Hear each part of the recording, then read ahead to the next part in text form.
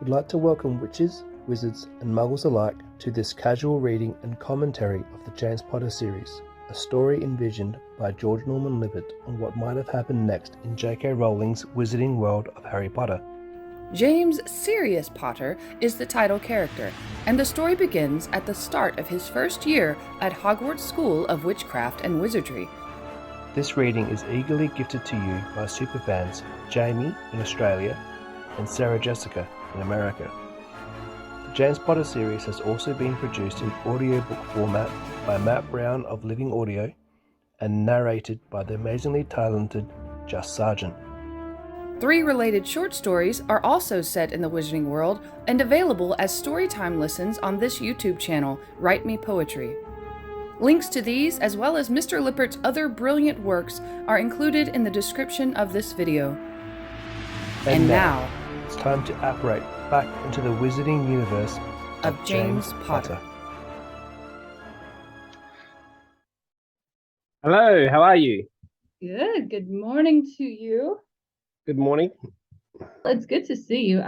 My dog sounds like he's trying to break down the door or the gate in there. We have a series of baby gates around the hallway because he's a 1-year-old German Shepherd and he doesn't know how to handle himself very well. And so he gets in the hallway, like he gets his room that he stays in, and then the hallway most evenings. And every once in a while we'll open the door and just chaperone him around the house for a minute and then put him back. So but he's still learning. He needs to learn that this is his space and this is not your space. You stay there unless we tell you to come here. Exactly. And Kim is really good with training. She's she can get him to do pretty much anything, but he just still a goofy little kid basically, and so he's not always going to do it, you know. Aren't we all? Yeah, exactly. Well, I think we stopped in the middle of chapter 2. Something like that. So when I was editing our first video, we did a shout out to him, and so I thought about putting his picture up there. So I asked him, I said, do you want me to use like your Facebook profile picture or something different? He said, you can use any picture you find on the internet of me. I was like, okay. And so yeah. Oh yeah. Oh, that's so sweet. Well, yeah, we should use that one. Oh, even better. Oh my gosh, that's hilarious. That's him as Hagrid. That is hilarious. Okay, we're gonna have to throw some pictures out. I mean, he's giving me full reign, and I have written proof. So nice. Yeah.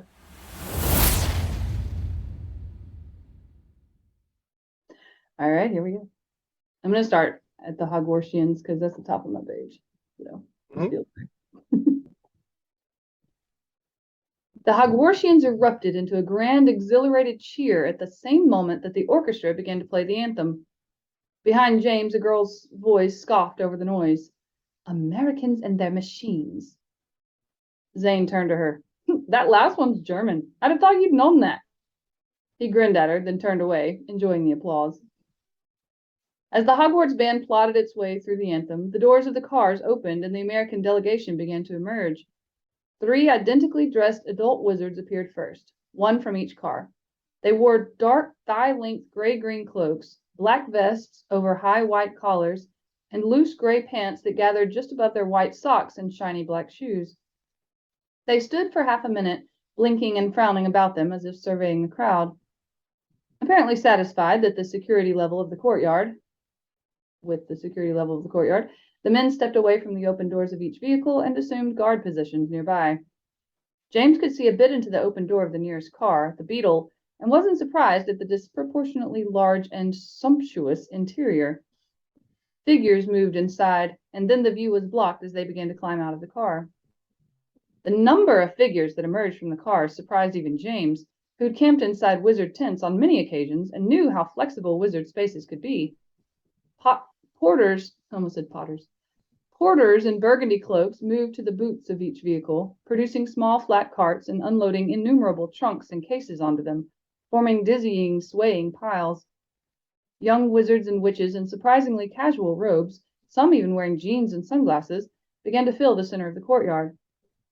Official-looking adult witches and wizards followed, their light gray cloaks and charcoal tunics identifying them as the members of the American Department of Magical Administration. They gravitated, smiling, hands outstretched, toward the portico, where Headmistress McGonagall and the staff were descending to meet them. The last to emerge from the cars were also adults, although their variety of dress and ages implied they were neither department officials nor students. James guessed these were the teachers of Alma Alerons, the American Wizarding School. There appeared to be one per car. The one nearest, climbing from the beetle, was as stout as a barrel, with long gray hair parted to frame a pleasant, blocky face. He wore tiny square glasses and smiled with an air of vaguely arrogant benevolence at the Hogwartians. Something about him rang a faint bell in James's memory, but he couldn't quite place it. James turned, looking for the second professor, and found him emerging from the Stutz dragonfly. He was very tall, white-haired, with a long gray face, unsmiling and severe. He surveyed the crowd, his bushy black eyebrows working on the slab of his forehead like a pair of caterpillars. A porter appeared next to him and held out a black leather case.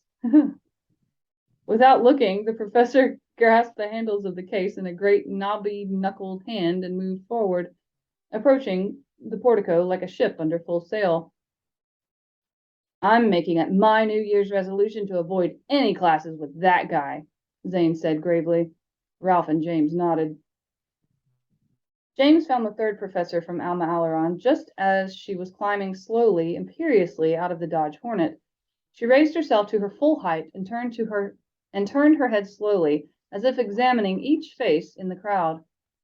James gasped, and without thinking, ducked down behind Ralph's bulky form as her gaze moved over the crowd. Carefully, he peeked over Ralph's shoulder. "What are you doing?" Ralph asked, straining to see James out of the corner of his eye. James squinted through the crowd over Ralph's shoulder. James, hold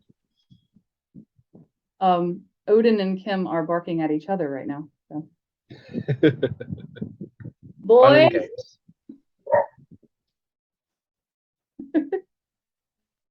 What'd you say? Fun and games. Children. Right. Exactly. It was really funny. We were sitting in the bedroom one day and he was at the gate and she was over here and he started barking and she started mimicking him and they just went back and forth and eventually I was like, "Boys." And they both stopped. It was funny. Okay, here we go. James squinted through the crowd over Ralph's shoulder. The woman wasn't looking at him at all. She didn't appear to be looking at anything precisely, despite the scrutinizing expression on her face. "That tall lady over there, the one with the scarf tied down over her head. I saw her the other night on the lake."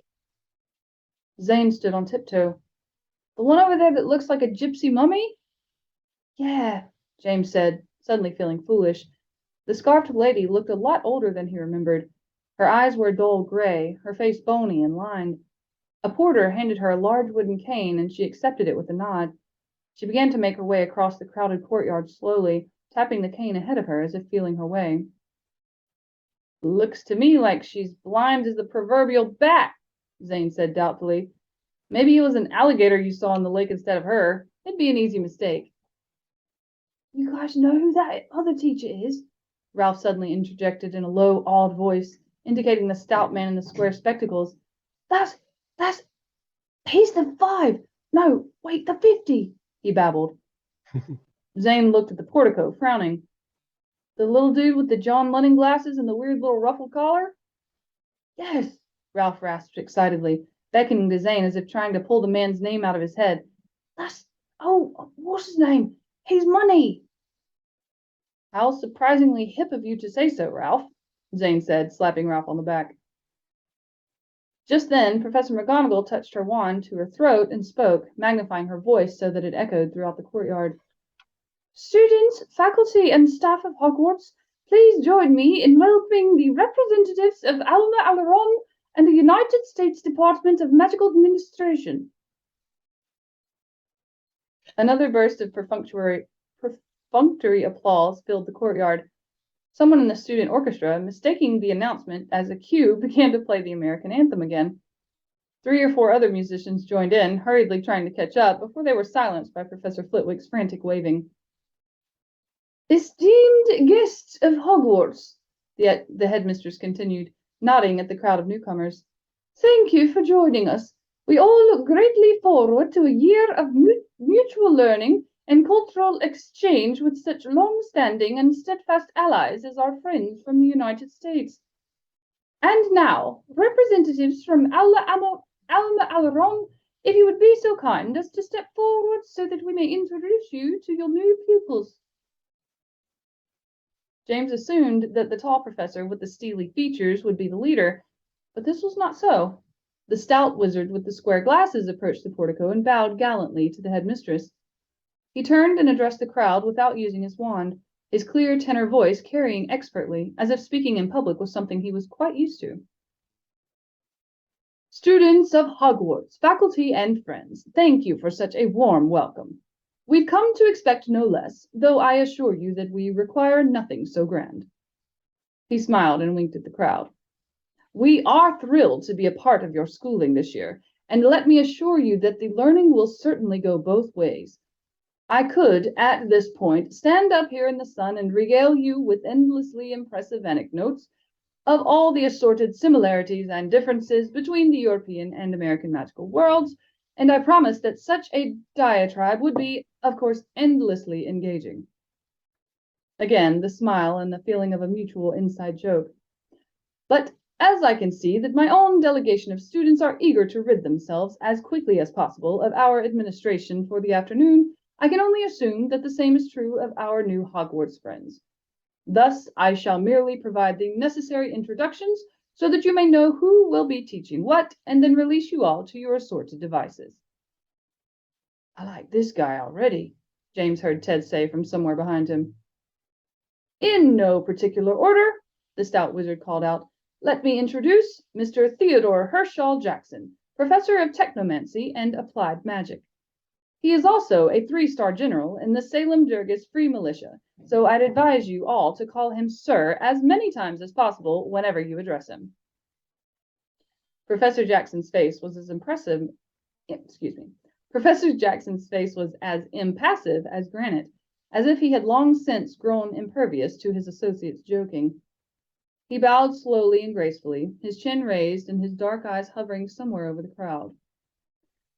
Next to him, the stout professor continued, gesturing expansively with one arm, Professor of Divination, Advanced Enchantments, and Remote Parapsychology, Desdemona Delacroix. She also makes a rather intimidatingly delicious gumbo, although you'll consider yourselves very fortunate indeed if you are allowed to taste it. The dark woman with the scarf over her hair smiled at the speaker, and the smile transformed her face from that of a skeletal hag to something resembling a desiccated but pleasantly mischievous grandmother. She turned and her blind eyes roved unfocused over the crowd, crinkling as she smiled. James wondered how he would have thought that blind, milky gaze had been the same one he'd seen piercing him through the darkness across the lake the evening before. Besides, she'd just arrived, he reasoned. She couldn't even have been there the night before. And finally, the stout professor said, last and quite possibly least, allow me to introduce myself. Your new defense against the dark arts teacher, head of the Alma Alerons debate team, and unofficial but very willing wizard chess contender, Benjamin Amadeus Franklin, at your service. He bowed deeply, arms wide, his stringy gray hair drooping. That's who I was trying to think of, Ralph whispered harshly. He's on your money, you goon. He elbowed Zane in the ribs, nearly knocking the smaller boy off his feet. Oh, that's so much fun. I'm so excited that Benjamin Franklin is part of this story. Oh, I love Ben Franklin. He's great.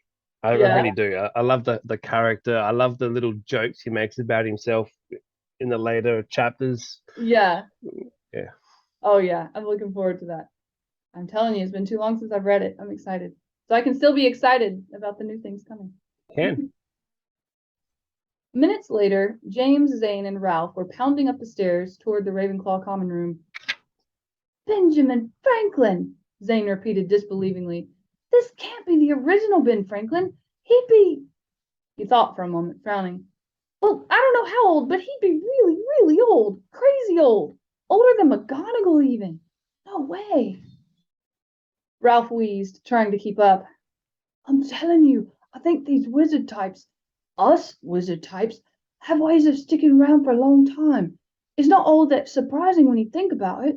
Ben Franklin almost seems like a wizard when you read about him in the Muggle history books. I mean, the guy caught lightning with a key on a kite string. James was thoughtful. I remember my Aunt Hermione telling me about some old wizard they learned about in their first year. Nicholas Flannel or something. He'd made a sort of stone that made him live forever, or close to it. Of course, it was the sort of thing that always seemed to be falling into the wrong hands, so eventually he destroyed it and ended up dying just like everybody else. Still, I think there probably are lots of ways for witches and wizards to prolong life for a long time, even without Flannel's stone. Maybe you should get his autograph on one of your $100 bills, Ralph mused to Zane. I don't have any hundreds. I gave my last 5 to that elf doorman downstairs. It was all I had. He wasn't a doorman, James tried again to convince Zane. Well, he got the door for us, Zane said placidly. Ralph knocked him over when he'd shoved it open. He wasn't trying to open it for us. Well, I'm out of money anyway. I just hope the service doesn't suffer. Zane stopped in front of the door to the Ravenclaw common room. The eagle door knocker spoke in a high, trilling voice. What is the significance of the hat in magical mastery? Ah, sheesh. These are supposed to be the easy ones, Zane complained. Are you sure it's all right for us to go in there? Ralph said, shuffling his feet. What are the rules for hanging out in the common rooms other than your own? There aren't any rules about it that I know of, James said. I just don't think people do it much. This didn't seem to ease Ralph's mind. He looked up and down the corridor fretfully. The hat, Zane mumbled, staring at his shoes. Hat. Rabbit out of a hat. You pull things out of a hat. It's probably like a metaphor or something. You wear a hat on your head, your brain's in your head, under the hat. He snapped his fingers and looked up at the eagle door knocker. You can't pull anything out of a hat that you haven't already put in your head. I'm gonna do that again. He snapped his fingers and looked up at the eagle door knocker. You can't pull anything out of a hat that you haven't already put in your head? Crude, but close enough, the door knocker replied. The door clicked and swung open. Wow, James said, following Zane into the common room. And your parents are Muggles? Well, like I said, my dad makes movies, and my mom has ESP about anything I try to sneak past her, so I assume I am unusually prepared for the magical world, Zane said in an offhand manner. So this is the Ravenclaw common room. Not an electric light or a Coke machine in sight. We do have a really cool statue, though, and a talking fireplace. Saw my dad in it last night. He's adapting to all of this a little too well, if you ask me. Zane toured them through the Ravenclaw rooms, apparently making up details whenever he didn't know them. Ralph and Zane tried to teach James how to play gin rummy with a deck of Muggle playing cards, but James couldn't get interested in King, Queen, and Jack cards that didn't actually attack one another. When they got bored, Ralph took them to the Slytherin common room, leading them through a maze of dark, torchlit cellar passages.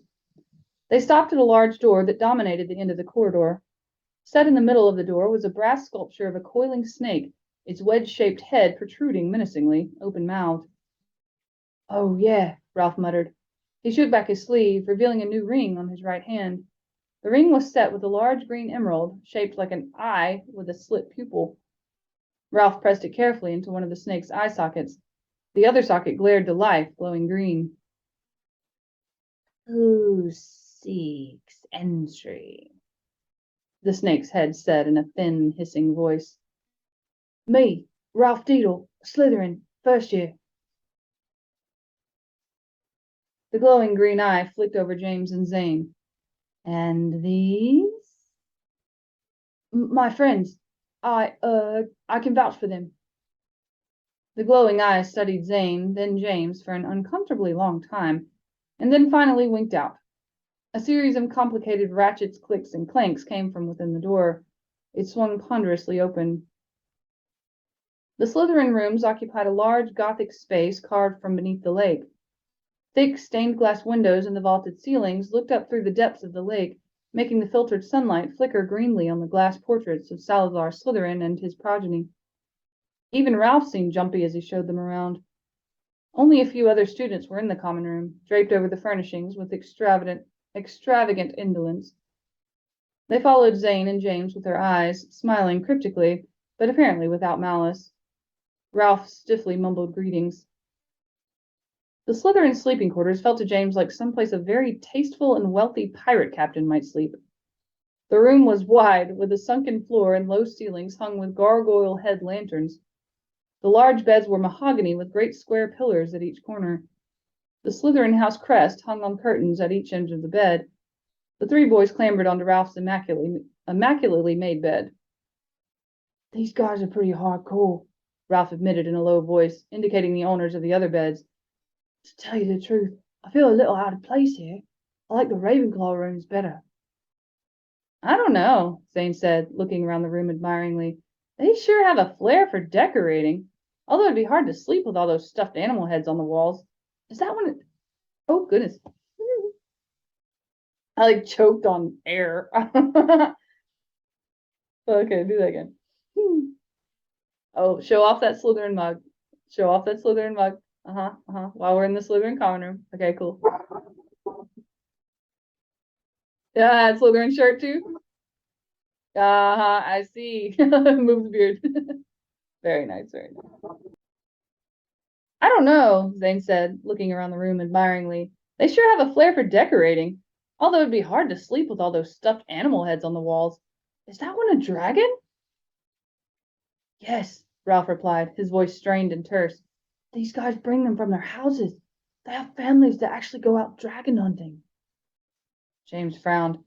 "I thought dragon hunting was illegal." "Yeah," Ralph whispered severely. "That's the thing, isn't it? These guys' families have hunting preserves where they can go shoot just about anything. That over there is the skull of a unicorn. Still has the horn on it, although they said it isn't the real horn. The real horn is too valuable for magical uses to leave hanging on the wall. And that thing back behind Tom's bed is a house elf head. They put them on the wall when they knock them off, and I swear it looks at me sometimes." Ralph shuddered, and then seemed to decide he'd said too much. He pressed his mouth into a thin line and looked from James to Zane and back. "Yeah, it is pretty creepy," James admitted, deciding not to tell Ralph any of the things he'd heard about how some of the Slytherin families lived. "Still, I expect it's mostly just for show." "What's that?" Zane said suddenly, pouncing forward on the bed. "Is that a game deck?" "It is, and you've got the wireless uplink for online competition and everything." He rummaged into a duffel bag at the end of Ralph's bed, pulling out a small black box about the size and shape of the deck of cards they'd been playing with earlier. It had a tiny screen set into the front, with a mind-boggling array of buttons beneath it.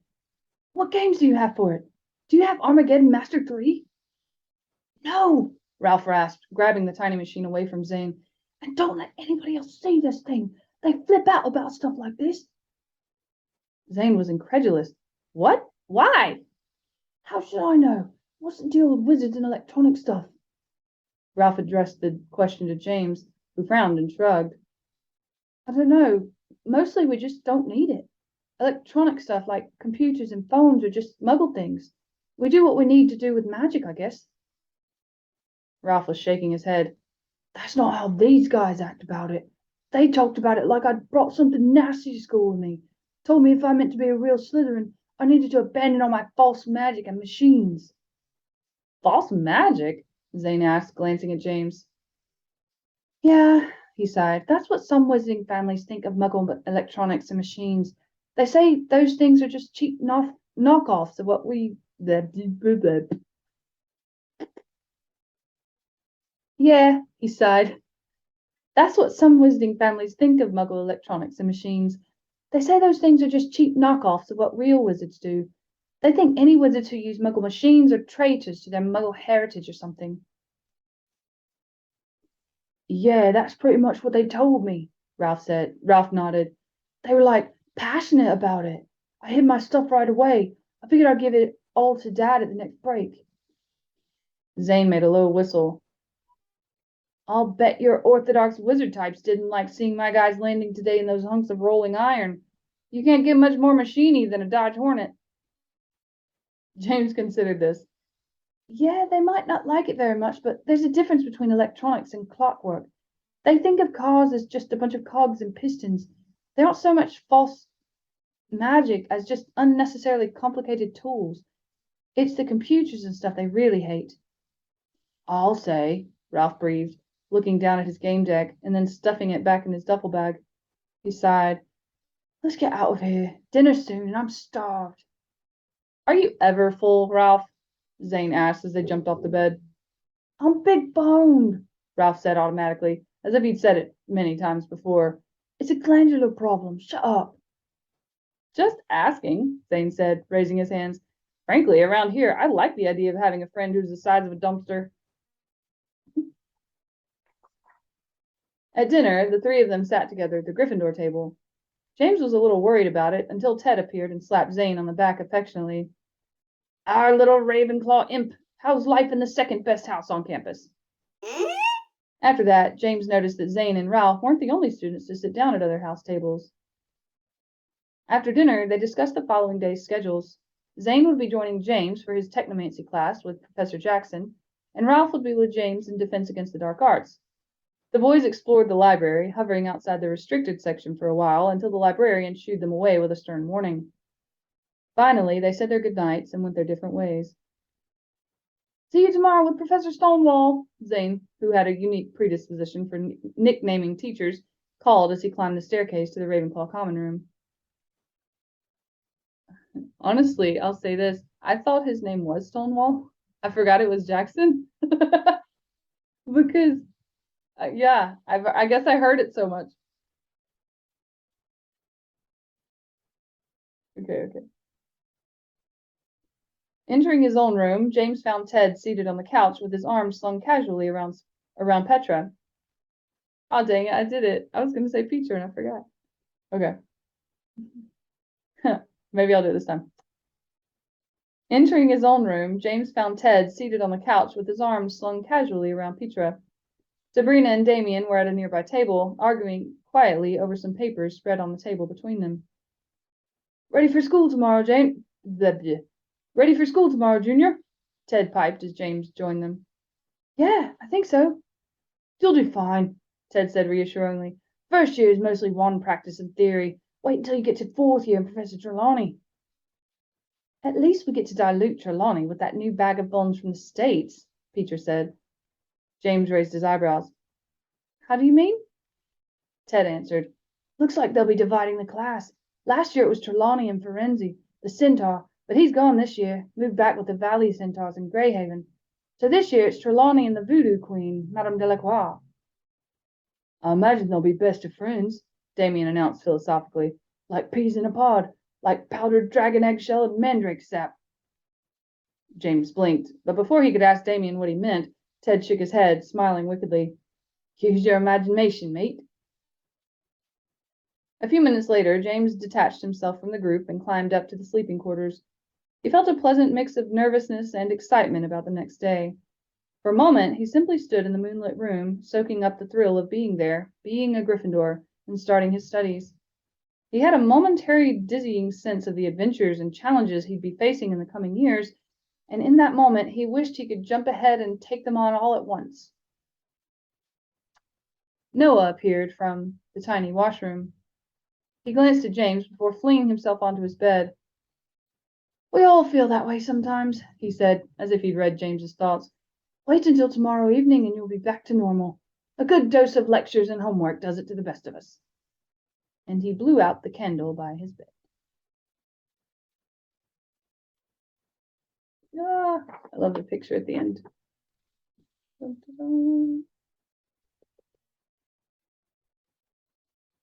Oh, yay. That was the end of chapter 2. Okay, let me get comfy. Oh, I can't hear you. I wonder what wizards would think of Teslas. Oh, that's interesting. Because they're not so much mechanical clunks of iron and pistons and cogs. It's electric. Right. Oh, that's interesting. Electricity, as Echo- Arthur would put it. Yes, electricity. That's so funny. What is it you do with a rubber duck? What is that? What is it? What exactly is the function of a rubber duck? You squeeze it to send a message. Yeah. Wonder what kind of message they could send. Be interesting. Start off. Yeah, right. So, thoughts about chapter 2? I guess we should talk about it and throw that in there too. Huh? Yeah. I like chapter 2. I like the introduction to the Alma Alerons. How Ralph recognizes Ben Franklin. Ben Franklin, by his face, and Zane's just completely oblivious, has no idea who he is until Right. he hears the name. And then you've got Professor Jackson, who is also based on an American historical figure. I'm not sure if Madame Delacroix is though. Yeah, Madame Delacroix. I think I asked George about that. Can't remember what he said though. I have to go back through our chat log. Go check on that. So we have Professor Jackson, Professor Franklin, Professor Delacroix. Wasn't there The three: Jackson, the Franklin, Delacroix. They're the three new professors. I really enjoy Professor Jackson's technomancy lessons. Yes, I'm looking forward. We'll get to that probably in the next chapter, I think. Maybe so. Yeah, I think it's in the next chapter because that's their first lesson, I think, if I remember correctly. I love that the cars all had wings and they were like Hornet and Beetle and Dragonfly. Yep. Perfect. I love that. Wooden Dodge Hornet, which is an actual car. Right. And Volkswagen Beetle, Ladybug, the Love Bug. And Stutz Dragonfly. I like the name Stutz. You'd know the Love Bug, wouldn't you? Yes. Yes. Yeah. I wonder if a lot of younger people might not know what's the Love Bug. What's right? And didn't he have a name? Wasn't there a Herbie? Yeah, Herbie. Herbie. I remember Herbie. So now we've also visited the Ravenclaw and Ravenclaw. Yes, we have. And I think did we ever go? I think the Slytherin common room is new.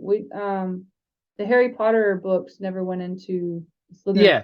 Yeah. The way you get into the Slytherin common room in the James Potter books is different to the Harry Potter books, because in the Harry Potter books, you give it the wall a password and it opens, sort of similar to the Gryffindor common room. Whereas I much prefer this whole ring and shows off your elitism. Right. Right. I really like it. It feels very Slytherin.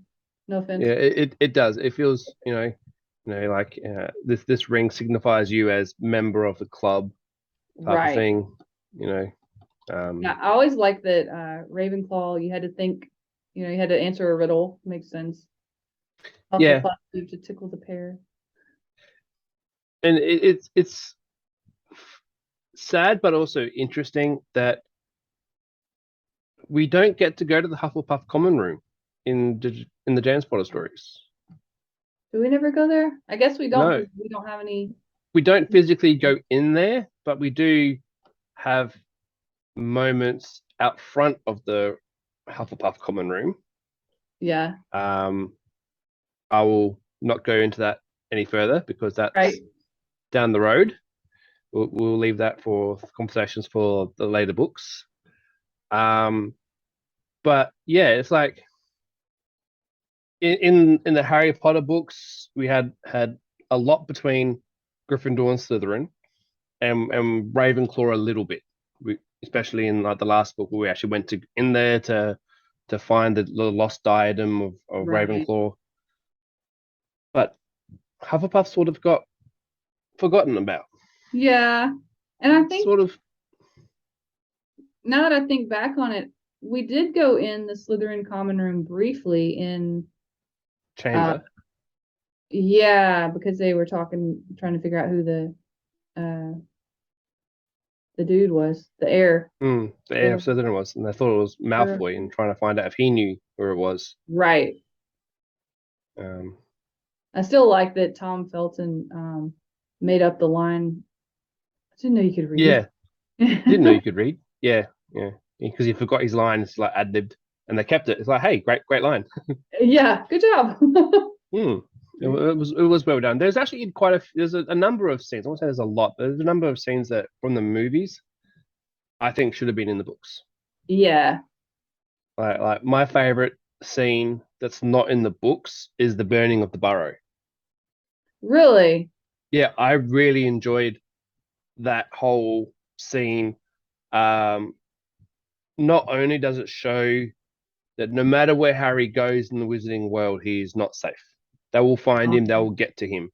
But also it shows like when he leaves after Bellatrix, who's obviously just killed Sirius in the last movie, and he bolts after her, and then Ginny runs after him and literally runs through fire to help him.